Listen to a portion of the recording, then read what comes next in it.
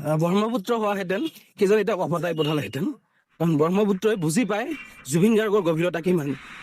অচিন দেশ অচিন ঠাই সাগৰে হয়তো তেওঁৰ গভীৰতা বুজি নাপালে, ব্ৰহ্মপুত্ৰই তেওঁৰ গভীৰতা বুজি পালেহেঁতেন। যদি ব্ৰহ্মপুত্ৰত হ'লেহেঁতেন তেওঁক হয়তো অভতাই পঠালেহেঁতেন।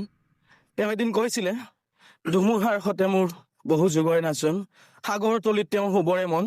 গতিকে তেওঁ সেই যে সাগৰ তলিত শুবৰে মন, তেওঁ কিজানি সেই সাগৰে তেওঁক আঁকোৱালি ল'লে। তেওঁ গাইছিলে সাগৰ তলিত শুবৰে মন, আকাশে বতাহে চুবৰে মন। গতিকে তেওঁ সাগৰ তলিতে শুলে। জুবিন আচলতে কেতিয়াও নমৰে। জুবিন সদায় প্ৰত্যেকজন অসমীয়া মানুহৰ আত্মাত হৃদয়ত তেওঁ অমৰ হৈ থাকিব। জুবিনক আমি কেতিয়াও শেষ বিদায় জনাব নোৱাৰোঁ। অসমীয়া জাতি আমি জুবিনক বিদায় জনাবই নোৱাৰোঁ। আমি কেতিয়াও জুবিনক বিদায় নজনাওঁ। জুবিন সদায় আমাৰ মাজত আছে।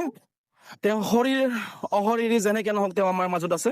আমি অসমীয়া জাতিয়ে জুবিনক বিদায় জনাব নোৱাৰোঁ। তেওঁৰ গভীৰতা আমি সমগ্ৰ অসমে বুজি পাওঁ। অচিন দেশত অচিন সাগৰৰ তলিত তেওঁ শুই থাকিলে। আমি অসমীয়া জাতি সদায় তেওঁৰ কাষত আছোঁ, সদায় তেওঁ আমাৰ কাষত আছে। বিশাল এখন আকাশ জুবিন, আৰু সেই আকাশৰ তলত আমি সকলো অসমীয়া জাতিয়ে থিয় হৈ থাকিম। আমি